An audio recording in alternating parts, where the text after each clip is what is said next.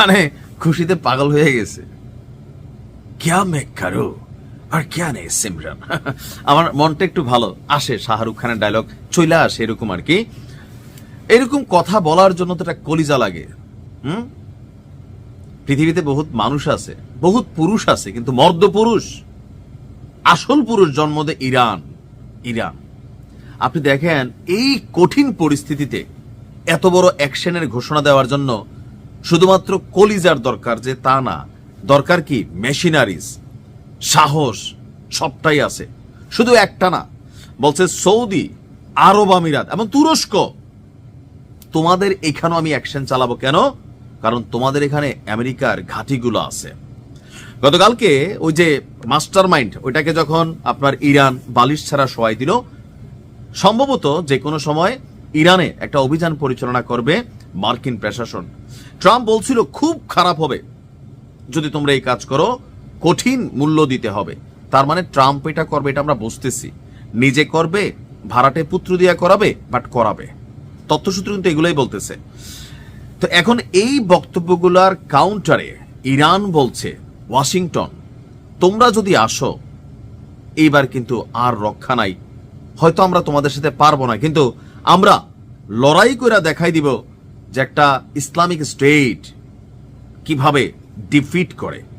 দর্শক, ইরান বলছে যে ওয়াশিংটন যদি ইরানে কোনো অভিযান চালায়, তবে এই অঞ্চলের আরব দেশগুলোতে থাকা যতগুলা ঘাঁটি, এর মধ্যে আপনার সৌদি, তুরস্ক এবং আরেকটা দেশের নাম বললাম যেটা, সেটা হচ্ছে আরব আমিরাত, সবগুলাই কিন্তু এজেন্ট। ইসরায়েলেরও বন্ধু, তুরস্ক ইসরায়েলের বন্ধু, আরব আমিরাত তো ভালো বন্ধু, সৌদিও বন্ধু, আবার আমেরিকারও তারা খুবই ভালো বন্ধু।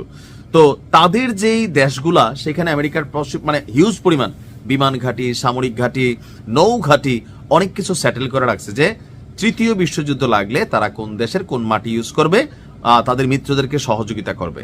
তো ইরান এবার বলছে যে আপনার খেলা হবে।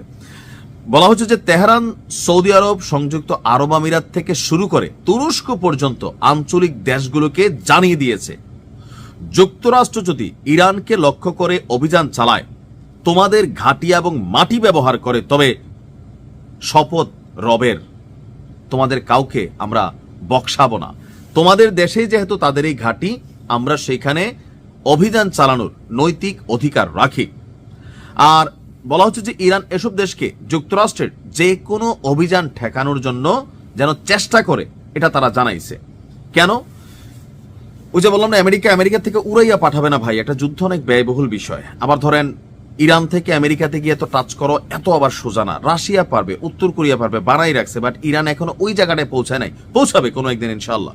কিন্তু রাইট নাও তাদের একটা উঠতি সময়, এই যে ঝামেলা, কয়েকদিন পরে পরে যুদ্ধ হচ্ছে, একটা যুদ্ধের ব্যয়ভার, রাষ্ট্রীয় ক্ষতি বিলিয়ন ডলার, এইটারে ঘাটতিটা কাটাইয়া আবার দাঁড়ানো, অর্থনীতিকে, জনগণকে খুশি রাখা, দ্রব্যমূল্যের দাম সহনীয় পর্যায়ে রাখা, এটা কি কঠিন না? কঠিন তো।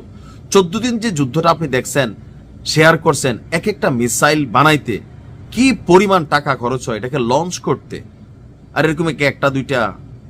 তো স্বাভাবিক ওই দেশে অর্থনৈতিক মন্দা থাকবেই, তার উপরে পশ্চিমাদের টোটালি নাকাবন্দির মধ্যে আছে, একটা সিস্টেমের মধ্যে আছে। বাট এই যে সাহসটা, আমি এটার দাম দেই। সেজন্য বলি যে পুরোটা বিশ্ব, আরব বিশ্ব পর্যন্ত লাইগা পড়ে উঠছে কেমনে ইরানরে একটু পিছনে নেওয়া যায়, কোমরটারে একটু বাঁকা করে দেওয়া যায়। তবে আমি এতটুকু বিশ্বাস করি, শেষ সবারই আছে, ইরানেরও হয়তো শেষ আছে, বাট ইরান এটা লড়াই কইরা এই শেষটা করতে চায়। আল্লাহ হেফাজত করুক। আসসালামু আলাইকুম।